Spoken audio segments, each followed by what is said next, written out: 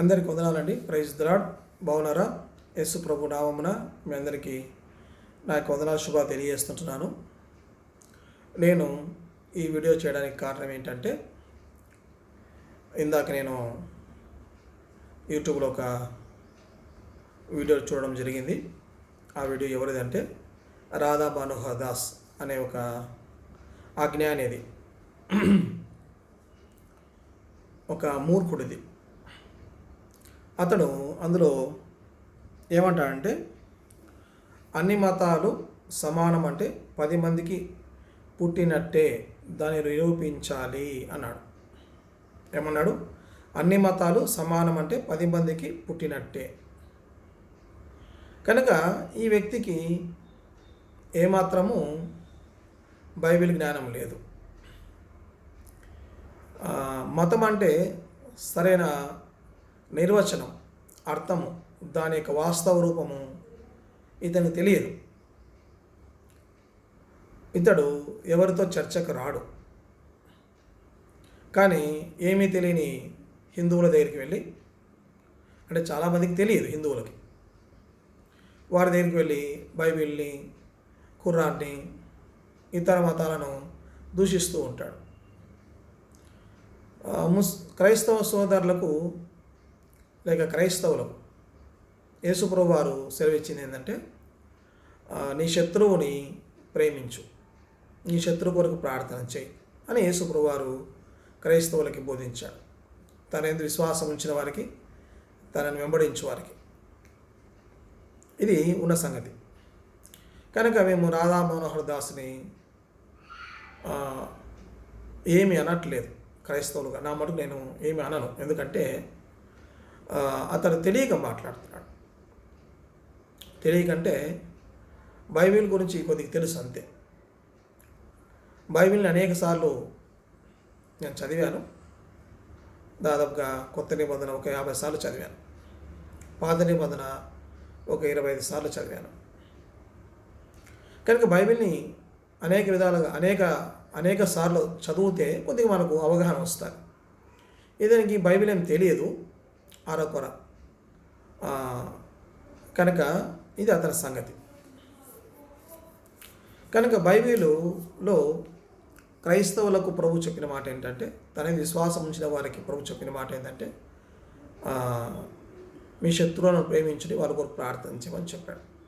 యేసు ప్రభు యొక్క బోధలు మహోన్నతమైనవి. ఆయన బోధించడమే కాదు, ఆ విధంగా ప్రవర్తించి చూపించాడు. కనుక ఇతడు మతాల గురించి మాట్లాడుతున్నాడు. మతం అంటే అతను సరిగా అర్థం చెప్పాలి. కానీ బైబిల్ ఏం చెప్తుంది? మతం అనే పదానికి అర్థము మీకు చూపిస్తా, ఒక్క నిమిషం. మతం అనే పదానికి బైబిల్ చెప్పే అర్థం ఏంటంటే, నిర్వచనం ఏంటంటే, పౌలు గలతీలకు రాస్తూ గలతీ 1వ అధ్యాయంలో 23-24 కలిసి ఉన్నాయి. అందులో ఏముందంటే, మునుపు మనలను హింస పెట్టినవాడు తాను పూర్వమందు పాడు చేయించు వచ్చిన మతమును ప్రకటించుచున్నాడను సంగతి మాత్రమే విని వారు నన్ను బట్టి దేవుని మహిమపరిచరి. ఇక్కడ మతం అనే పదము ఉన్న చోట 4 అని రాశాడు. కింద చూస్తే మతము అంటే విశ్వాసం అని నిర్వచనం ఇచ్చాడు. కనుక మతం అనే పదానికి బైబిల్ చెప్పే నిర్వచనం ఏంటంటే విశ్వాసం. విశ్వాసం అంటే ఏమిటి? విశ్వాసం అంటే నమ్మకం. నమ్మకం అంటే ఏమిటి? నమ్మకం అంటే అర్థం ఏంటంటే, ఈ నమ్మకాలు మమ్మలను కాపాడుతాయి. ఉదాహరణకి డాక్టర్ గారి దగ్గరికి మనం వెళ్తాం. వెళ్ళిన తర్వాత మనకు ఆరోగ్యపరంగా ఏమైనా సమస్య వస్తే డాక్టర్ దగ్గరికి వెళ్ళిన తర్వాత డాక్టర్ గారు ఏం చేస్తారంటే, మన ఆరోగ్య సమస్యను, మనకు అనారోగ్యమునకు సమస్యను పరిశీలించి తాను మనకు ఆ అనారోగ్యం ఎందుకు వచ్చిందో చెప్తాడు, రకరకాల పరీక్షలు చేసి. తర్వాత ఏం చేస్తాడంటే దానికి మందులు రాసిస్తాడు. డాక్టరే మనం స్వస్థపరచాడు, కానీ దానికి మందులు రాస్తాడు. ఆ మందులు మనము నమ్మకంతో వేసుకుంటాం. డాక్టర్ గారు ఈయన మందులు ఇచ్చాడని నమ్మి నమ్మకంతో విశ్వాసంతో వేసుకుంటాం. కనుక ఆ మందులు వేసుకోవాలంటే డాక్టర్ నందు విశ్వాసం ఉంచాలి, అతని జ్ఞానం నందు విశ్వాసం ఉంచాలి. కనుక ఆ నమ్మకంతో మందులు వేసుకోవడం చేత ఏమవుతుందంటే ఆ మందులు మన దేహానికి మేలు చేస్తాయి, మన దేహానికి ఆరోగ్యాన్ని కల్పిస్తాయి. ఇది జరిగేది. కనుక మేలు కలిగించినదే విశ్వాసం అంటే. కనుక యేసుప్రభువు వారు నా యందు విశ్వాసం ఉంచమని చెప్పాడు. యేసుప్రభువు వారు యోహాను సువార్త 14వ అధ్యాయము 1వ వచనం ఏమన్నాడంటే, దేవుని విశ్వాసం ఉంచుచున్నారు, నా యందును విశ్వాసము ఉంచుడు అని చెప్పాడు. కనుక నా యందు విశ్వాసం ఉంచుడి. ఎందుకు విశ్వాసం ఉంచాలి ఆయన యందు అంటే ఆయన సెలవిస్తాడు. నేను చదువుతాను, గమనించండి. యోహాను సువార్త 14వ అధ్యాయం 1 నుంచి.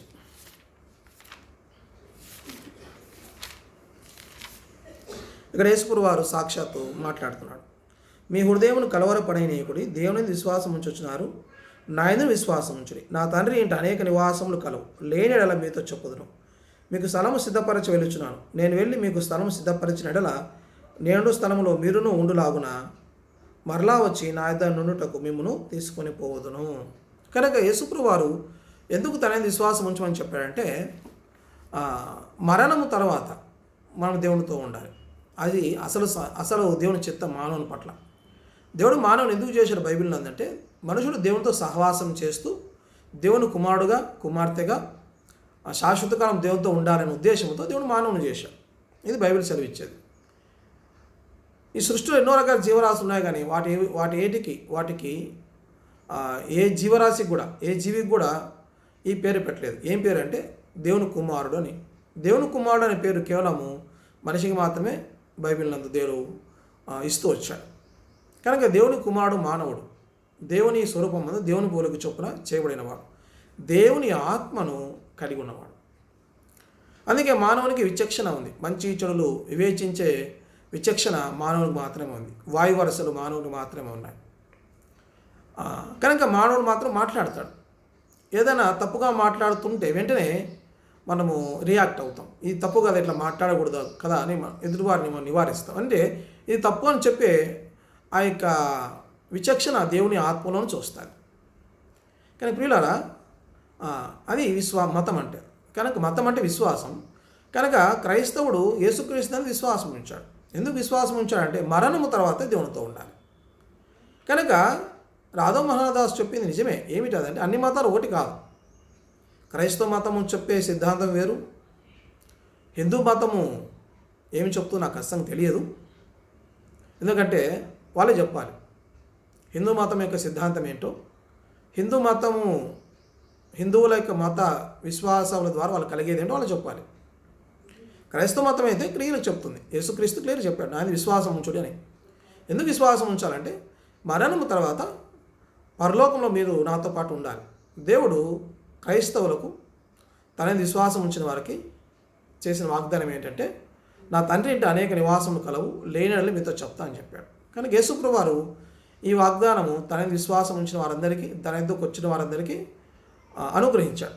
యేసుప్రభువు వారు ప్రమాణం చేశాడు, నేను వెళ్తాను, మీకు స్థలం సిద్ధపరుస్తాను, నేను స్థలంలో మీరు కూడా ఉండులాగున మరలా వచ్చి నా ఇద్దరు నుండుటకు మిమ్మల్ని తీసుకుపోతానని యేసుప్రభువు వారు తన విశ్వాసం ఉంచిన వారికి ప్రమాణం చేశాడు, వాగ్దానం చేశాడు.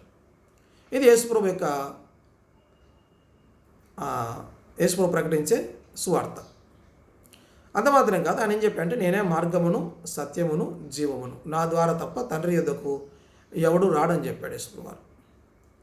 కనుక తన విశ్వాసం ఉంచిన వారికి, తన ఎదుకు వచ్చిన వారికి ఏమి కలుగుతుంది? యేసుప్రభుని నమ్ముకుంటే ఏమి కలుగుతుంది? యేసుప్రభు ఎదుకు ఎందుకు రావాలంటే మరణము తర్వాత మోక్షానికి వెళ్ళాలి. బైబిల్ నందు ఆ దేవుడు ఉండే ప్రదేశాన్ని పరలోకం అన్నారు, నూతన ఆకాశం నూతన భూమి అన్నారు, నూతన యెరూషలేము అన్నారు. అందులో తండ్రి అనే దేవుడు ఉంటాడు, ఆయన కుమారుడు యేసుక్రీస్తు వారు ఉంటారు, కోటాను కోట్ల మంది దేవదూతలు ఉంటారు, ఎవడనూ లెక్కింపలేని గొప్ప సమూహమైన దేవుని ప్రజలు అందులో నివసిస్తారు శాశ్వత కాలం. కనుక ఇది బైబిల్ చెప్పేది. కనుక మరణం తర్వాత దేవునితో ఉండాలంటే యేసుప్రభు ఎదుకు రావాలి, యేసుప్రభు అనుగురించి పాపక్షమాపణ పొందాలి, యేసుప్రభు అనుగురించి విడుదల పొందాలి, యేసుప్రభు ఇచ్చే రక్షణ పొందాలి, యేసుప్రభు ఇచ్చే పరిశుద్ధాత్మను పొందాలి, యేసుప్రభు ఇచ్చే నూతన జన్మను, నూతన అనుభవాన్ని పొందాలి. ఇంకా చెప్పాలంటే యేసుప్రభునే పొందాలి, యేసుప్రభుని అనుభవించాలి. కనుక నిజ క్రైస్తవుడు అబద్ధాలు చెప్పడు, మోసాలు చేయలేడు, చెడ్డ మాటలు మాట్లాడలేడు, కొట్లాడలేడు, బూతు మాటలు మాట్లాడలేడు. కనుక చెడు చేయలేడు, అని చేత కాదు. ఎందుకంటే పరిశుద్ధుడైన దేవుడు ఆ క్రైస్తవునిలో నివాసం చేస్తాడు కనుక. ఇది జరిగినది, నేను పొందినది. కనుక అన్ని మతాలు ఒకటి కాదు. క్రైస్తవ మతం చెప్పేది ఇది, యేసుప్రభు చెప్పేది ఇది. మతం అంటే ఇది విశ్వాసం, గుర్తుపెట్టుకోండి. యేసుప్రభు తాను ప్రకటించిన సత్యం ఏంటంటే ఇది, నాయన విశ్వాసం ఉంచుడే అన్నాడు. కనుక దాని మతం పేరు పెట్టుకోవచ్చు మనుషులు. బైబిల్ కూడా మతం పదం రాయబడింది. కానీ మతం పదానికి అర్థం ఏంటంటే ఇది అర్థం, విశ్వాసము. కనుక యేసుక్రీస్తుని విశ్వాసం ఉంచిన వాడు ఉచితముగా నిత్యజీవం పొందుతాడు, ఉచితముగా పరలోకం పొందుతాడు, ఉచితముగా పరిశుద్ధాత్మను పొందుతాడు, ఉచితముగా నూతన అనుభవాన్ని. ఏమిటి అనుభవం అంటే దేవుడు అనుగ్రహించే అనుభవం. ఏమి అనుభవం అంటే పరిశుద్ధమైన అనుభవం. ఒకప్పుడు దొంగ, అపవిత్రుడు, మోసగాడు, అబద్ధికుడు, లంచగొండి, తావుడుబోతు, స్మోకరు, ఎన్ని విధాలైన పాప కార్యాలు ఉన్నాయి ఈ లోకంలో. అన్ని విధములైన పాప కార్యములలో నుండి, పాప గుణములలో నుండి, పాప స్వభావంలో నుండి, పాపపు అలవాట్లలో నుండి బయటపడుతున్నాడు. ఇది ఇంకెక్కడ లేదు, ఇంకెవరు ఈ అనుభవం ఇవ్వలేరు ఈ లోకంలో. యేసు ప్రభు కన్నా ఉత్తముణ్ణి, పరిశుద్ధుడిని, త్యాగిని నాకు చూపిస్తే నేను యేసు ప్రభువును వదిలిపెట్టుటకు సిద్ధమే. కనుక నా పరిశీలనలో యేసు ప్రభువును గొప్పవాడు ఈ లోకంలో పుట్టలేదు, పుట్టబోడు. యేసు ప్రభువే అల్టిమేట్, ఆయన సుప్రీం. ఆయన మించి ఎవరు లేరు, ఉండరు, రారు. ఆయన పరిశుద్ధుడైన దేవుడు, కన్య మరిలో జన్మించిన దేవుడు. కనుక ఈ సత్యము ఈ అజ్ఞానికి తెలియదు. ఏ అజ్ఞానికి? రాధా మనోహర్ దాస్ అనే ఒక అజ్ఞానికి తెలియదు. ఎందుకు తెలియదు అంటే అతడు బైబిల్ చదివేకి ఇష్టం లేదు. పూర్తిగా చదవాలి, బైబిల్ చదవాలి. రాధా మనోహర్ దాస్, నీకే చెప్తున్నాను నేను, నువ్వు మరణించిన తర్వాత నీకేం కావాలి చెప్పు? ఈ భూమి ఉన్నంతకాలము నీకు తిండి ఉంది, బట్ట ఉంది, వస్తువులు ఉన్నాయి, వాహనాలు ఉన్నాయి, నేను ఆదరించే వాళ్ళు, నేను ప్రేమించే వాళ్ళు ఉన్నారు, నేను గౌరవించే వాళ్ళు ఉన్నారు, ఘనపరిచే వాళ్ళు ఉన్నారు, నేను పొగిడే వాళ్ళు ఉన్నారు. మంచిది, చాలా సంతోషం. పరిశుద్ధ గ్రంథంలో బైబిల్ ఏం సెలవిస్తుందంటే ఆయన సెలవు లేక భోజనం చేసి సంతోషించడం ఎవరికి సాధ్యం అంటుంది. ఎక్కడుందో మాట చూపిస్తా. ప్రసంగ గ్రంథము 2వ అధ్యాయం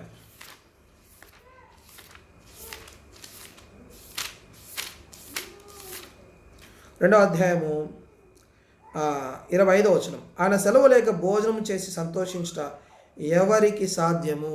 కనుక నువ్వు భోజనం చేస్తున్నావు అంటే ఆ తండ్రి అయిన దేవుడు, యెహోవా దేవుడు సెలవిస్తేనే తింటున్నావు, గుర్తుపెట్టుకో. ఆయన ఒకడే దేవుడు, ఇంకెవడు దేవుడు లేరు, ఇంకెవడు దేవుడు అనడానికి అర్హులు కాదు. కానీ దేవుడు పరిశుద్ధుడు, ఆయన ఆత్మస్వరూపుడు, ఆయనను ఎవరు చూడలేరు, ఆయన ఎవరు చూడలేరు కూడా, చూడలేరు కూడా. కనుక ఆయనను చూడాలంటే యేసుక్రీస్తులో మాత్రం చూడాలి. యేసుప్రభు చెప్పాడు, నన్ను చూసిన వాడు తండ్రిని చూచినట్లే అన్నాడు.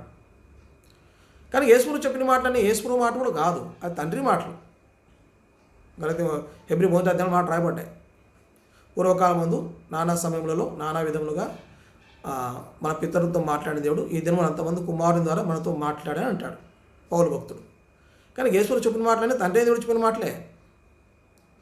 ఆయన కుమారుడు అంటే యేసుక్రీస్తు వారు దేవుని యొక్క అంతరంగమై ఉన్నవాడు, దేవుని హృదయమై ఉన్నవాడు, దేవుని వాక్యై ఉన్నవాడు. కనుక దేవుడు తన కుమారుడు యేసుక్రీస్తు లోకాన్ని పంపించి మానవుల పాపమును ప్రాయశ్చిత్తము కలిగించాడు, సిద్ధపరిచాడు. కనుక రాధా మనోహర్ దాస్, నీతో నేను చెప్పేది ఏంటంటే, నువ్వు ఉదయం మరణిస్తావు. మరణం తర్వాత నీకు ఎవరు కావాలో చెప్పు? మరణం తర్వాత అందరికీ దిక్కు దేవుడే. మరణం వరకు అన్నీ ఉంటే అందరూ ఉంటారు. మరణ దినమున ఆ మానవునికి ఈ దేహంతోనూ ఈ లోకంతోనూ సంబంధం తెగిపోతుంది. ఆ తర్వాత నీ ఆత్మ, నీ ప్రాణం ఎక్కడికి పోవాలి? ఒకసారి చెప్పగలవా నాకు? నువ్వు ఈరోజు చచ్చిపోతే దేవునితో ఉంటావా? దేవుడు పరిశుద్ధుడు. నువ్వు అనుకున్నట్లుగా నువ్వు పూజిస్తున్న వ్యక్తి లాంటి కాదు యేసుప్రభు వారు. తండ్రి అయిన దేవుడు, ఆయన మహాపరిశుద్ధుడు, ఆయన పాపరహితుడు, ఆయనలో పాపం లేదు, ఆయనలో చెడు లేదు, ఆయన పరిశుద్ధులైన దేవుడు కనుక ఆయనలో అక్రమము లేదు. ఈ సత్యం నువ్వు గ్రహించు. నువ్వు చచ్చిపోయినా ఈ దినమున నీకు దేవుడు కావాలి. ఆ దేవుడు ఆ దేవుడు, ఆ సృష్టికర్త యేసుప్రభువు వారు, ఆ తండ్రి అయిన దేవుడు నిన్ను ప్రేమిస్తున్నాడు. అందుకే నువ్వు ఇంకా సజీవంగా ఉన్నావు, బూ తింటున్నావు, బట్ట కడుతున్నావు, లోకంలో తిరుగుతున్నావు. ఇది గుర్తుపెట్టుకో. మేము నిన్ను ఏం అనకపోవడానికి కారణం ఏంటంటే మా ప్రభు మాకేం చెప్పాడంటే శత్రువుని ప్రేమించు, శత్రువుని క్షమించు, శత్రువు కొరకు ప్రార్థన చేయమని చెప్పాడు. కనుక యేసు ప్రభు నేను ప్రేమిస్తున్నాడు. క్రైస్తవులు అనేక నేను తిడుతున్నారు, నాకు తెలుసు ఆ సంగతి. ఎందుకంటే నువ్వు మాట్లాడిన మాటలను బట్టి. కానీ యేసుక్రీస్తు అయితే నేను ప్రేమిస్తున్నాడు, తండ్రి దేవుడు నేను ప్రేమిస్తున్నాడు. ఈ సత్యం నువ్వు తెలుసుకోవాలి. నీ కొరకు కూడా శిలువ ప్రాణం పెట్టాడు. నేను పుట్టించిన వాడు. నువ్వు పుట్టకముందే, ఈ లోకానికి నువ్వు రాకమునిపే, జగత్ పునాది వేయబడకునిపే నువ్వు దేవుని సంకల్పంలో ఉన్నావు. అందుకే లోకం పుట్టావు. నీ కొరకు కూడా శిలువ ప్రాణం పెట్టాడు, రక్తం కార్చాడు. ఈ సత్యం తెలుసుకో. నాకు యేసుప్రభు వద్దంటే సమస్య లేదు, ఆయనకి పోయేదేం లేదు.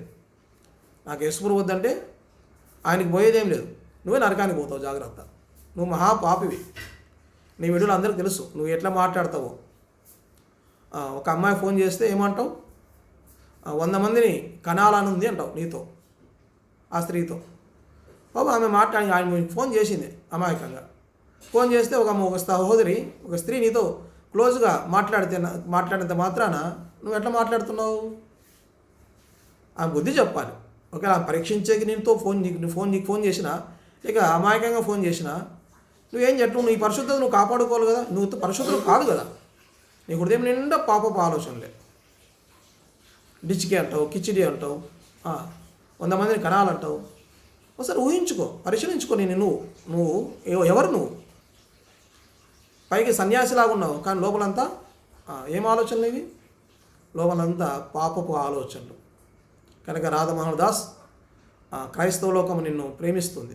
ఇప్పటికీ ఎవరు ప్రార్థన కూడా చేస్తారు. ఎందుకంటే నువ్వు నశించకూడదు. నరకం అనేది మనుషుల కొరకు చేయబడింది కాదు. నరకం అనేది సైతాను కొరకు, వాడి దూతల కొరకు చేయబడినది. కనుక ఇప్పటికైనా యేసుప్రభు యొక్క శరణు కోరు. యేసుప్రభువా, నేను పాపిని, నన్ను క్షమించు అంటే క్షమిస్తాడు ఆయన. నువ్వు ఎంత దూషించావు యేసుప్రభుని, మరియమ్మను, క్రైస్తవులను, యెహోవా దేవుణ్ణి, తండ్రి అయిన దేవుణ్ణి, పరిశుద్ధ గ్రంథాన్ని నువ్వు ఎంత దేశించావు. ఇంకా ఆయన నిన్ను ప్రేమిస్తున్నాడు. కనుక దేవుని ప్రేమను మనుషులు కొలవలేరు. అది జ్ఞానమును మించిన క్రీస్తు ప్రేమ. జ్ఞానము మించినది, మానవులు పరిశీలించడానికి వీలు కానిది. ఎంత పరిశీలించినా ఇంకా మిగిలే ఉంది అందులో ఆ ప్రేమ. కొలవడానికి వీలు కానిది. కనుక యేసుప్రభువు నిన్ను ప్రేమిస్తున్నాడు, నేను క్షమిస్తున్నాను, ఇంకా సజీవుడిగా ఉంచాడు. నేను ఎంతవరకు ప్రేమిస్తానంటే ఆయన, నువ్వు ఈ శరీరం వదిలే వరకు ప్రేమిస్తూనే ఉన్నాడు. నువ్వు శరీరం వదిలేవంటే అయిపోయే సంగతి. నీ పాపములన్నీ నీ మీదే మోపబడతాయి. నీ పాప శిక్ష నువ్వే పొందాలి. ఆ శిక్ష ఏంటంటే నిత్య నరకాగ్ని. ఆడ అగ్ని ఆరదు, పురుగు చావు. నువ్వు చావు, అగ్ని ఆరిపోదు. ఏ శరీరంతో నువ్వు దేవుని ద్వేషించవో, ఏ నోటితో నువ్వు మాట్లాడవు, ఆ నోరు ఉంటుంది, ఆ శరీరం ఉంటుంది. అక్కడ బైబిల్ మాట చెప్తుంది, ఆ మాట కాదు. మత్తయి 10వ అధ్యాయం 28 చదివి వినిపిస్తా చూడు. మత్తయి సువార్త 10:28. మరియు ఆత్మను చంపనేరక దేహముని చంపువారికి భయపడకుడి, కానీ ఆత్మను దేహమును కూడా నరకములో నశింపజేయగలవానికి మిక్కిలి భయపడుడి.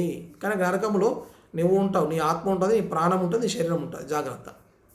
అడుగును కాలాలి యుగంలో. ఎందుకంటే నువ్వు పాపివి, సైతానికి దాసులై, సైతానికి సేవ చేస్తున్నావు. సైతాన్ అంటే నేను హిందూ దేవుళ్ళ గురించి మాట్లాడట్లేదు, మళ్ళా దయచేసి గమనించండి. సైతాన్ అంటే వాడు చెడ్డవాడు, దురాత్మ, వానికి శరీరం లేదు. కనుక ఈ సత్యం గ్రహించు. సైతాన్ అంటే నేను ఎవరు దూషించట్లేదు. సైతాన్ ఎవరో ఉన్నాడు, బైబిల్లో, లోకంలో ఉన్నాడు. వాడి పని ఏంటంటే మానవులతో పాపము చేయించుట, మానవులను అక్రమంగా నడిపించుట. కనుక దేవుడు చేసిన సృష్టిలో పాపం లేదు. పాపం అంటే ఏమిటంటే మనుషులు తమ నడవడికను చెరుపుకొనుటయే, తమ మార్గములను చెరుపుకొనుటయే. కనుక మార్గములను చెరుపుకున్నట్లుగా చేయవాడు. కనుక నోటిని చెడుగా మాట్లాడునట్లుగా ఉపయోగించడం, చూపులు చెడ్డగా, ఆలోచనలు చెడ్డగా, హృదయం చెడు, అంతే చెడే. అంత శరీరాశ, నేత్రాశ, జీవపుటము. వీటి కొరకు మనుషులను జీవింపచేయటే నా అపవాది యొక్క ముఖ్య ఉద్దేశం. కనుక ఇప్పటికైనా సత్యం గ్రహిస్తాను కోరుతున్నాను. అన్ని మతంలో ఒకటి కాదు, నేను చెప్తున్నా కదా. యేసుప్రభు క్లియర్ కట్ చెప్పాడు, నేనే మార్గమును సత్యమును జీవమును, నా ద్వారా తప్ప తండ్రి యొద్దకు ఎవ్వడు రాడన్నాడు. కనుక ఇది యేసుప్రభు యొక్క స్టేట్మెంట్. ఈ భూమి మీద ఇమ్మానుయేల్ అయిన వాడు ఇంకో లేడు, నాలాంటి వాడు నేనే. నాలాంటి వ్యక్తి భూమి మీద ఇంకొకరు లేడు. అలాగే యేసుప్రభు వంటి వారు ఇంకొకరు లేరు, రారు. రాధా మనోహర్ దాస్ అనే వ్యక్తి లాంటి వాళ్ళు భూమి మీద ఇంకొకరు లేరు. ఒకటే రాధా మనోహర్ దాస్, అది నీవే. కనుక అలాగే యేసుప్రభు ఏమంటున్నా అంటే నేనే మార్గమును సత్యమును జీవమును, నా ద్వారా తప్ప తండ్రి యొద్దకు ఎవడు రాడు అని ఆయన స్టేట్మెంట్ ఇచ్చాడు. ఇందులో తప్పేం లేదు, ఎందుకంటే ఆయన దేవుడు కనుక, ఆయన ఒక్కడే దేవుడు కనుక, ఆయన ఒక్కడే సృష్టికర్త అయిన దేవుడు కనుక చెప్పుకున్నాడు. తప్పేముంది అందులో? మా రాష్ట్రానికి రేవంత్ రెడ్డి ఒకడే ముఖ్యమంత్రి ప్రస్తుతానికి. మన దేశానికి ఒకడే ప్రధానమంత్రి, ఆయన నరేంద్ర మోడీ గారు ప్రస్తుతానికి. అమెరికాకి ఒకటే ప్రెసిడెంట్, ఆయన ట్రంప్ గారు, డొనాల్డ్ ట్రంప్ గారు ప్రస్తుతానికి. కానీ శాశ్వత కాలానికి ఒకటే దేవుడు, ఆయన యేసుప్రభు గారు. కనుక ఈ సత్తును గ్రహించాలి. ఈ లోకంలో అధికారులు మారుతుంటారు, నాయకులు మారుతుంటారు, ప్రధానులు మారుతుంటారు, ముఖ్యమంత్రులు మారుతుంటారు, కానీ దేవుడు మారడు. మార్పు గలవాడు దేవుడు కాదు, మారిపోయేవాడు దేవుడు కాదు. కనుక దేవుడు ఒక్కడే, దేవునికి మనుషులకు మధ్యవర్తి ఒకడే, ఆయన యేసుక్రీస్తు వారు. కనుక తండ్రి ఒకడే, ఆయన కుమారుడు యేసుక్రీస్తు ఒకడే, ఆయన యేసుక్రీస్తు వారు. తండ్రి యెహోవా దేవుడు, యెహోవా అంటారు ఆయన బైబిల్లో, యాహవే అంటారు పాత నిబంధనలు. కనుక ఈ సత్యం గ్రహిస్తామని మనస్ఫూర్తి కోరుతున్నాను. నువ్వు వీడియో చూడాలని కోరుకుంటున్నాను. వీలైతే నీకు కూడా నేను షేర్ చేస్తాను వీడియో చూడు. అందరికి ప్రైజ్ రాడు బ్రదర్, అందరికి ప్రైజ్ రాడండి. ఈ వీడియో చూడండి, పూర్తిగా వినండి, అందరికి షేర్ చేయండి, మరియు ఈ ఛానల్ సబ్స్క్రైబ్ చేసుకోండి, లైక్ చేయండి, ఈ పరిచయ కొరకు ప్రార్థన చేయండి. మీ వంతుగా మీరు కూడా సహకరించండి. Thank you. ప్రైజ్ రాడు. కింద కామెంట్ రూపంలో మీ అభిప్రాయాలు తెలియచెప్పండి. Thank you. ప్రైజ్ రాడు.